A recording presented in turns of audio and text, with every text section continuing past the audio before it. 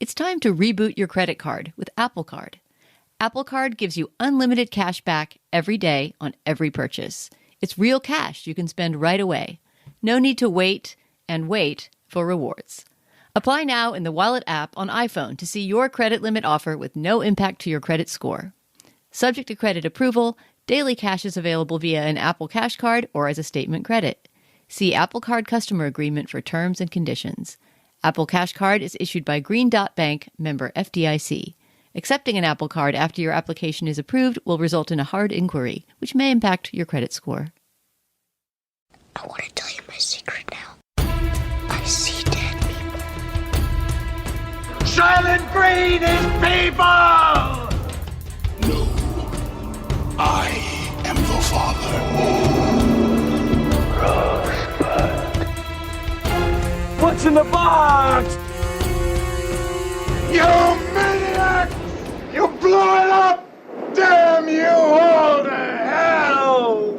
Hi, this is Dana Stevens, Slate's movie critic, here with another Slate spoiler special. This week we're going to be talking about M3gan, or M3gan, the much-promoted new horror movie from Blumhouse Studios that has made quite a surprise hit in theaters for being a mid-January release. Joining me today to talk about M3gan is Jeffrey Bloomer, who is the Slate features director and longtime Slate writer, contributor. Hi, Jeff. Hi. I'm glad you're here to talk with me about M3gan. I know you have strong feelings about this movie. They're positive ones for the most part, right? Yeah, I mean, I should preface this in two ways. One, I'm a lover of the killer robot or / doll movie, particularly dolls. Like, I even watch, there's a new Chucky TV show on Sci-Fi, and I actually watch that. Like, I love this kind of demented junk. And this is a particularly good example. And secondly, I saw in a theater filled with people who were very much already enormous fans of this character as if it's existed for like 40 years and bringing down the house at the screening I was at. So, yes, I very much liked the movie. I thought it was extremely funny and fun. Not as much of a horror movie as we'll discuss, I think, but I did think overall it was a cleverly executed version of the kind of a familiar formula. Totally agree. I went in thinking, do we really need another killer doll movie? I'm going to know all the dramatic beats in this, and also had an audience that absolutely loved it. It's a very crowd-pleasing movie and really surprisingly smart, I think, about AI and technology and parenting and the various themes that it brings in without being a kind of heavy-handed, this is not an arty horror movie, right? This isn't the Babadook. God bless the Babadook. It's one of my favorite horror movies, but this is not one of those thinky movies, right? It's very much about sensation and squealing and giggling in the moment. It's directed by Gerald Johnston, who has a little bit of a horror resume and who I think does a really good job at keeping it nice and compact. And it's written by Akilah Cooper, who's sort of the hot new thing in cheap horror movies. She also wrote the Malignant movies, which were, really successful in this similar genre of sort of, low budget and slightly campy horror. And I think it's a pretty tight script. Totally. And she developed the story along with James Wan, who's sort of one of the architects of the Blumhouse hits, movies like The Conjuring. He also did Insidious. He was a Saw person. He luckily has come back from the ledge on that level of Gorefest. And he now makes these really well constructed suspense movies. But a little bit of the larger DNA of that stuff in here with definitely distinctive and fun new voices. Let's actually do a little scariness rating before we get into spoiling, because I think this is an important thing for listeners to know who have a strong resistance to horror movies, which I completely understand. This movie is not that scary. And I have to say that I'm not a very hardcore horror viewer, and it was perfectly fine for me. It is much more of a comedy, the way it plays on screen, than it is a horror film. Yeah, that's definitely true. Although I think it's worth noting that M3gan is a particularly sadistic killer when it comes time. I don't know where that comes from in M3gan's programming, but she's spraying lawn chemicals on people and ripping their ears off and stuff. So the violence is comic because it's M3gan doing it, but it's there if you're particularly squeamish.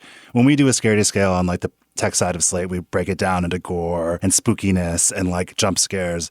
And this is pretty low on everything, but the gore, medium. Yeah, I mean, I think it's pretty tolerable. As I recall, the Scaredy scale, which is a very useful feature on Slate, by the way, that I use all the time, ranked it around Beetlejuice in terms of overall scariness. And I think that's about right. You could take an older child to this. If you had a kid with a taste for the macabre, and they're 11, 12, 13, I think they could handle it. I think so, too.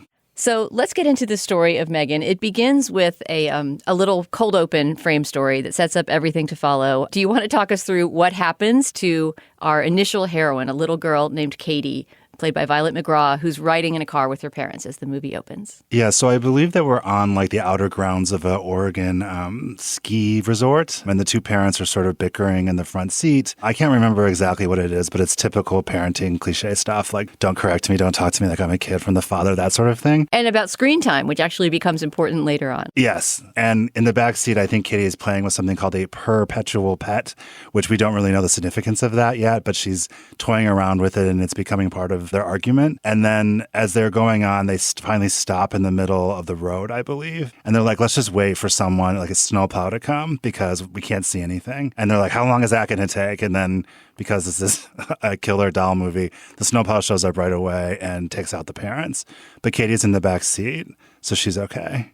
As far as the perpetual pet, something that we should have mentioned is at the very beginning, before the credits even, we see an ad, a very well done and very funny ad for the perpetual pets, which are a sort of Furby-like creature, but that also have an interactive online element where you take your iPad or some kind of app and you feed the perpetual pet. And the basic functionality seems to be that you feed him virtual food until he poops and then, you laugh about it. It's well done. And I think you kind of are getting the sense that this is also like a toy world satire in some way from that. But anyway, Katie's parents are dead and she's orphaned. It happens very suddenly and with little emotion. And then we kind of cut ahead. Yeah, well, then the next group of people that we learn about, right? And we only gradually learn that this is Katie's aunt, but we go to Allison Williams, who will actually become sort of the heroine, although in some ways the anti-heroine of the movie. Her name is Gemma, and she's a toy developer. She is apparently this super whiz AI robotics expert whose job, which she seems to be way overqualified for, is creating things like the perpetual pets. So we join her in this sort of secret room that she's working on a new project in with a couple of people from the Funky Toy Company, a secret project that she is keeping away from her boss. We'll learn why later. And that project is what will turn out to be at some point M3gan, the first incarnation of M3gan we see. Well, since you're the scary doll guy, you want to describe the first way we see M3gan in the movie? Yeah, I'm trying to remember exactly what it is. She's partly assembled, basically, right? And she doesn't have her full face yet. Right. So you see them put the skin on her face, which is really uncanny. Yeah, so M3gan is Model 3 Generative Android is what it stands for. I made sure to write that down because it seemed particularly silly to me. And you're sort of seeing a crude version of her in her very first, like, awakened form. They talk about how expensive she is and why they kind of had to keep it a secret. And then the boss shows up, right? They're in the lab hanging out with this like crude M3gan, and you see the face go on and the audience is already losing it. You really, if you can, see this movie in the theater, if you intend to see it, do see it with a group of people at least. And anyway, the boss shows up in the middle of this demonstration and they fail to hide M3gan from the boss. And M3gan somehow has a meltdown and her face becomes droopy and she doesn't really work. And they realize they forgot to put a part in her or something like that. And so the boss very firmly shuts the whole thing down and really wants the next generation of the perpetual pet, which is like a cheap juggernaut for the company, not this like Tesla level like doll that costs about the same amount. And so the next thing we know, Katie is coming to stay with Gemma. Right. And there's a real ellipsis there. Like you never find out the moment that Gemma hears that her sister died, right, and that she now is going to adopt her niece. There's some sort of suggestion that off camera, we never meet these people, that the dad's parents, right, Katie's grandparents wanted to adopt her, but that Gemma insisted on having her. But you never see any of that happen in front of the camera, which is somewhat odd because it's not really clear why this young single woman who has no parenting instinct whatsoever that we can see and is working all the time would make the case for adopting a girl who's supposed to be about 8 years old. I think at some point they referenced the sister wanting Gemma to have Katie, but I don't know why or like how that came to be. But it becomes very clear from the beginning that Gemma is not equipped to be taking Katie at all. And I think those scenes are actually quite powerful. Like that's the moment when the movie surprised me, is that, you know, it could easily just sort of get the relationship stuff over with, right? Oh, I have to adopt this kid. All right, back to the killer doll. There's quite a bit of time spent and some really good scenes, I think, spent on just how alienated Gemma's life is. I mean, and that you see that in the decor of her apartment, even in her wardrobe, that she is just this completely functional person who's utterly focused on work, has no children's books in her house for sure, but doesn't even seem to have any books. She has a lot of toys, but they're collector's toys that the child can't touch. So already I feel like there's some things being put in place in this movie that are sort of a critique of modern upper middle class parenting in all of its chilly alienation and dependence on technology. Yeah, totally. It's time to reboot your credit card with Apple Card. Apple Card gives you unlimited cash back every day on every purchase. It's real cash you can spend right away. No need to wait and wait for rewards. Apply now in the Wallet app on iPhone to see your credit limit offer with no impact to your credit score. Subject to credit approval, daily cash is available via an Apple Cash Card or as a statement credit. See Apple Card customer agreement for terms and conditions. Apple Cash Card is issued by Green Dot Bank, member FDIC. Accepting an Apple Card after your application is approved will result in a hard inquiry, which may impact your credit score. Hey everybody, it's Tim Heidecker. You know me, Tim and Eric, Bridesmaids, and Fantastic Four. I'd like to personally invite you to listen to Office Hours Live with me and my co-hosts, DJ Doug Pound. Hello. And Vic Berger. Howdy. Every week we bring you laughs, fun, games, and lots of other surprises. It's live. We take your Zoom calls. Music. We love having fun. Excuse me? Songs. Vic said something. Music. Songs. Music. I like having fun. I like to laugh. I like to meet people who can make me laugh. Please subscribe now. So, like, in this vacuum, I think one day, I might be skipping around here because I saw the movie a little while ago, but Katie comes to the office where Gemma's working one night because Gemma's like, can you just sit out here while I work for like a few hours, and sees all of these robots that really excite her. And there's one called Bruce, I think. It's a big hulking one that was one of Gemma's first projects. They keep that at home, though, and that becomes important later. Bruce is in her home lab, and he's sort of a more typical, almost like a mech suit kind of big robot guy who was, I guess, the thesis project of Gemma back when she was studying robotics. Totally. So this is at home still, and they're still figuring it out. But I think, is it the case that that's what gives her the idea to maybe see what Katie thinks of Megan? I think so. Well, because that's the moment when Katie's face lights up, right? Obviously, she's depressed. Her parents have just been killed. She's living with her weird alienated aunt who's not particularly warm.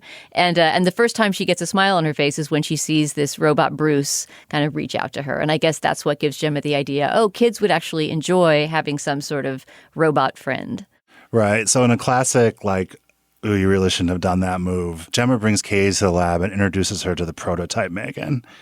And there's like a scene that they're like in a funny playroom where they somehow have a viewer set up so they can look in like it's a lab. And they have Katie imprint on Megan. It's like her one and only love, her like sole focus as a caregiving doll, basically. And it's like a pretty funny scene where everybody in the theater is just like, no, don't do this.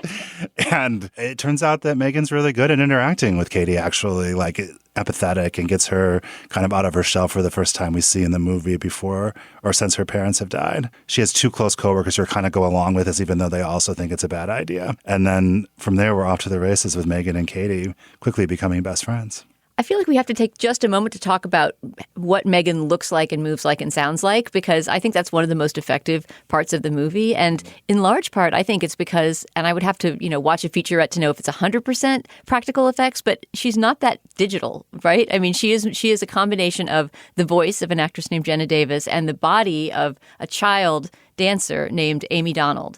And the way she moves, I mean, I don't know if it was that they coached Amy Donald to move in this way or if they digitally altered the way that she moved, but she really is effectively eerie and has the actual weight and substance of a real doll, a real creature. And that's a big part, I think, of what makes her both scary and relatable. There's just a way in the way that she looks at people and things that she doesn't like throughout the movie that's like also really funny. Her eyes are like really like a combination. They look kind of like those fake contacts that you see too much on TikTok, basically. And also, if you know anything about this movie at all, you know that Megan dances. It's the whole thing, really, that Megan does that people are so thrilled about. So Universal has been sending like these like dancers in Megan outfits to like NFL games and early screenings.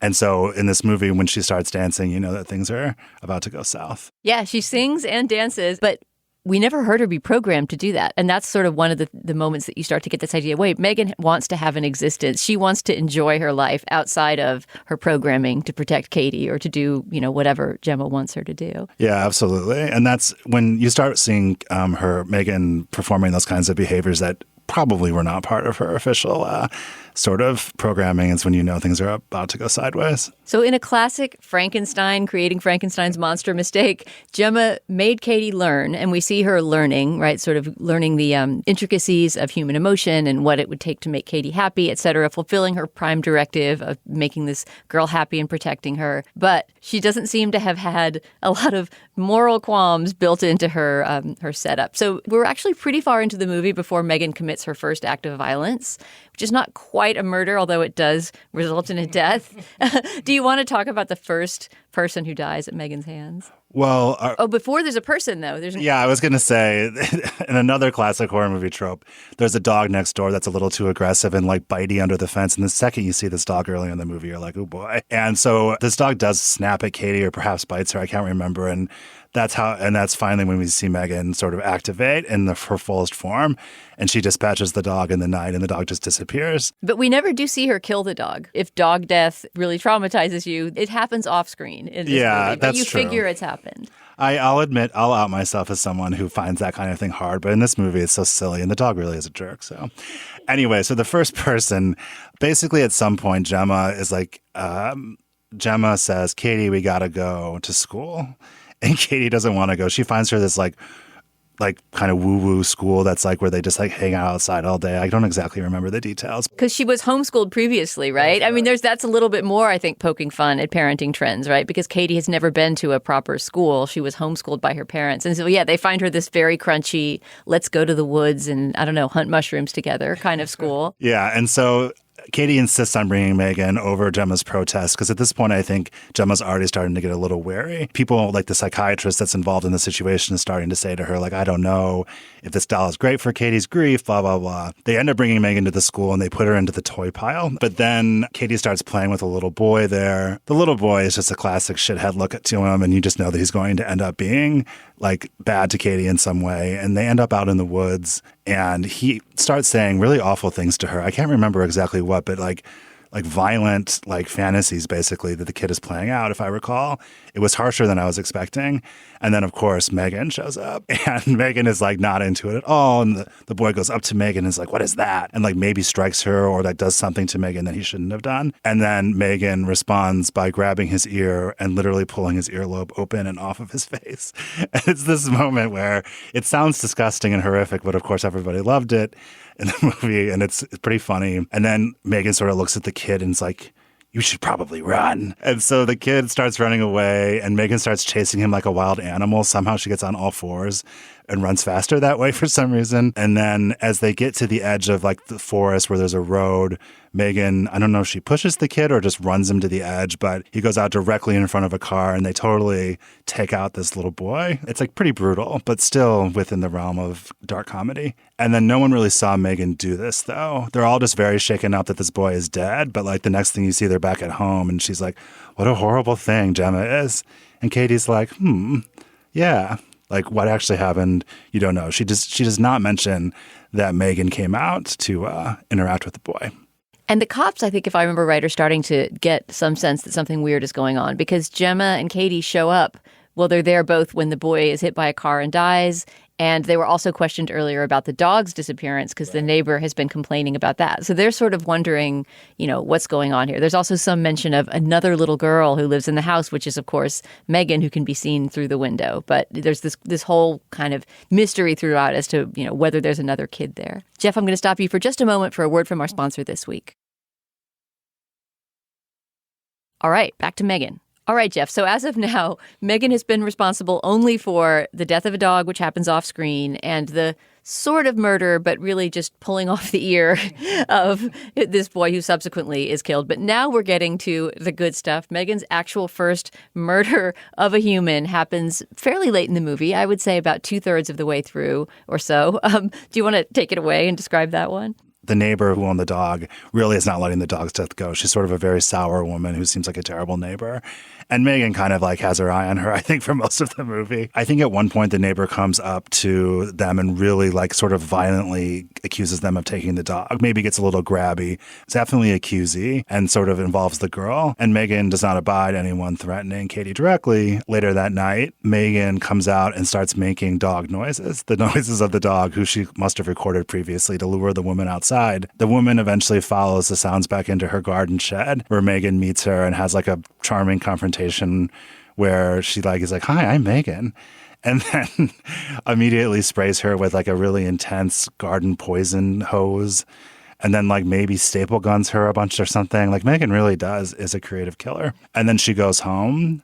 Obviously the next morning or very soon after, I believe, the cops are back and there's another dead body. Now they're really starting to get suspicious because people keep dying and dogs around these people. And I think this is when Gemma starts to get really actually suspicious. Right. And she actually does some investigating of M3gan's interior, right? She goes and looks at the logs, the video logs that she's supposed to be, I guess, recording of everything she sees. So there's this actual spot in the cloud where she can go look at different days and what was filmed on, almost like her body cam, right? M3gan's body cam. But that's when it starts to become clear that M3gan is becoming sentient and getting her own ideas about what she wants to do because she's erased the video logs from the key days of the boy's death, the dog's disappearance, etc.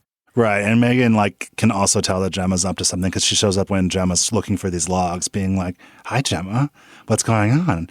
And Gemma's like, what do you want? And she's like, "Oh, I can't sleep. Occupational hazard."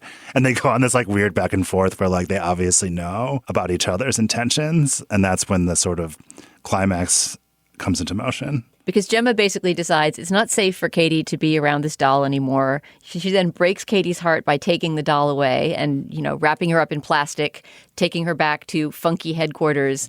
But still, the product launch is being planned. And the boss, who now has dollar signs in his eyeballs because he realizes what a hit M3gan is going to be, is really pushing them to get ready in time for this big launch. So that is what's going to set up the big sequence at funky headquarters, which, by the way, everything about the design and the sort of the imagining of that toy company, I think is just a great, again, sort of a satire of the modern tech company, the way it's laid out. So around this time, they are headed toward this final launch, and Gemma is like at the headquarters and sees Katie in a video up on the screen talking about the death of her parents and how M3gan helped her get through it. And she realizes that she kind of fucked up, right? Like, so she starts to feel bad about that. And Katie is there for this corporate launch because she wants, they want everyone to see her interact with M3gan. And Gemma's like, no. So she takes the doll upstairs. The doll's supposedly decommissioned, but you can imagine that that's not actually the case. And takes Katie out of there. It's like, I'm going to be your parent. I'm taking you out of this corporate situation.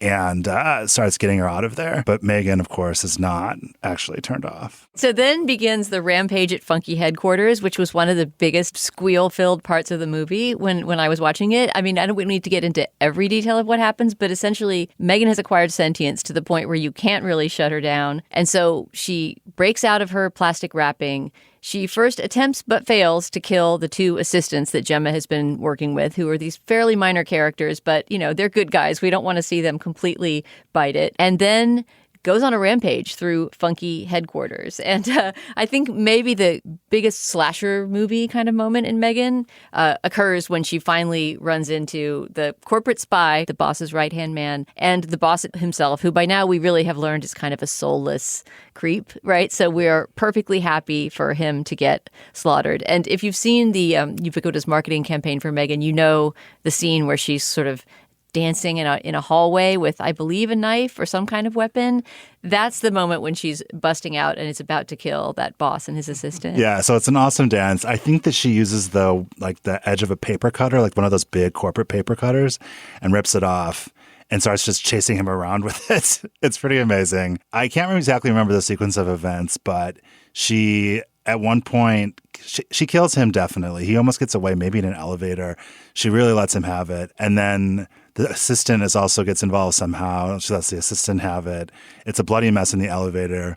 Megan wants to get back to Katie, so she like takes the elevator down where the big launch is happening, and they're waiting for them to arrive, and they open up the elevator, and there's just carnage everywhere, and Megan just like slips out, everyone's screaming, and she's just like, la-di-da, and like leaves. And gets in a car. I love that moment because Megan's really small, right? I mean, she's probably about as big as a 6-year-old kid or something like that. But there just happens to be this fancy sports car. It's probably the boss's car parked outside. And, you know, in her sort of omnipotent way, I guess she can somehow start this car. But somehow watching the doll get in the car and drive away back to Gemma's house was just that was a big moment for the crowd I saw it with. Oh, classic. So we're back at the house then. She goes to the house to like where Gemma and Katie are sort of making up.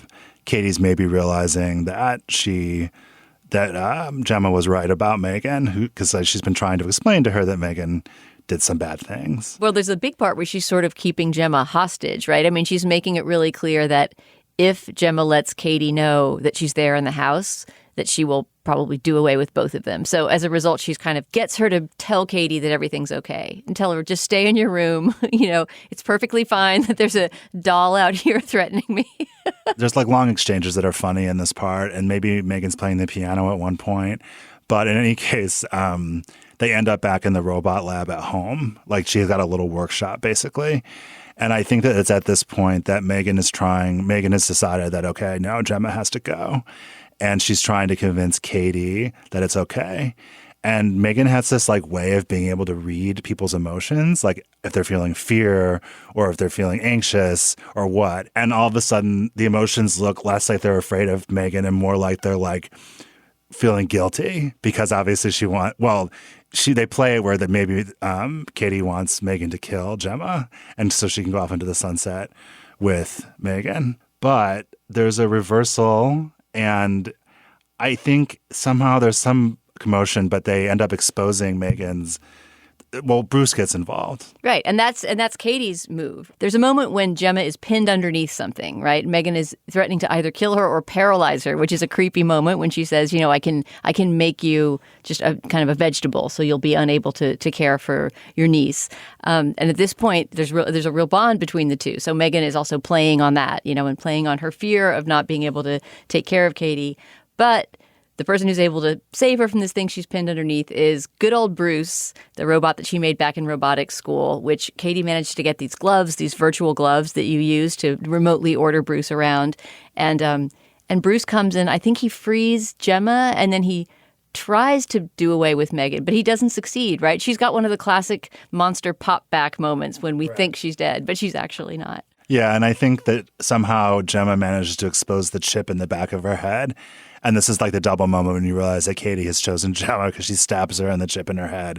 And now Megan is finally officially turned off. And then sort of, I think the cops are on their way. And then there's an important moment in any horror movie, particularly a killer doll movie, where there's a hint of a sequel. And what is that? Well, I guess it's a hint of a sequel. I thought maybe it was just a comment on technology in general, because throughout this movie, remember we were saying that Gemma's apartment is this very wired, you know, very much of a techie's apartment. She's got this Alexa-like device in her house called Elsie that she's been talking to the whole time, you know, to turn on lights and do this and that. And it's just sort of been a satire of, you know, what a yuppie home she has.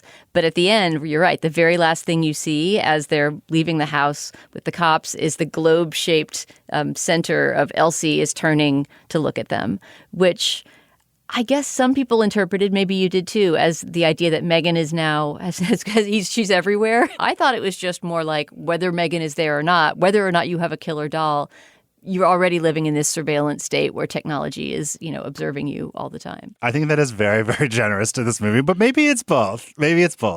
But throughout the movie, there's been little moments where Megan will like walk by an electric box that's not connected to her and just make it blow up. Like she's obviously like had her Wi-Fi really shooting off and like infecting various things. So I think that they were implying that Megan will be back for more carnage. But I think that you're right.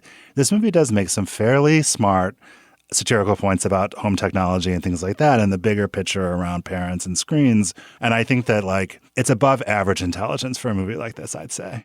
Yeah, it does more than it needs to do in terms of, you know, thinking about things besides am I or am I not going to be killed by Megan, while making that a very, you know, an important question at all times. I would watch a sequel to this for sure. It was tons more fun than I expected it to be. Yeah, absolutely. And I think that like as far as the killer doll fans among us go, this is like sort of like the ultimate synthesis of like Chucky becoming a comedic figure as opposed to the original Child's Play where he was actually very scary. At some point, I think these movies just became so undergirded with humor that this is like the natural endpoint of that. And I don't think they're ever going to make a funnier movie about a murderous life-size doll than M3gan.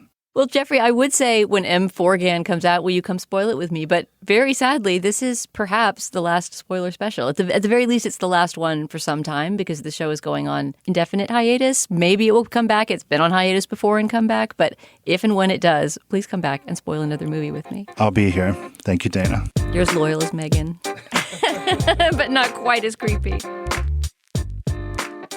And that's it for this Slate Spoiler Special. And for now, for the Slate Spoiler Special, I hope that we'll be back. If not, you can listen to us and read us elsewhere on Slate. So thanks for being a listener, and I hope to talk to you again soon. Our producer today is Kristie Taiwo-Makanjuola. Ben Richmond is our engineer, and Alicia Montgomery is the vice president of audio at Slate. For Jeffrey Bloomer, I'm Dana Stevens. Thanks so much for listening, and we'll talk to you again someday.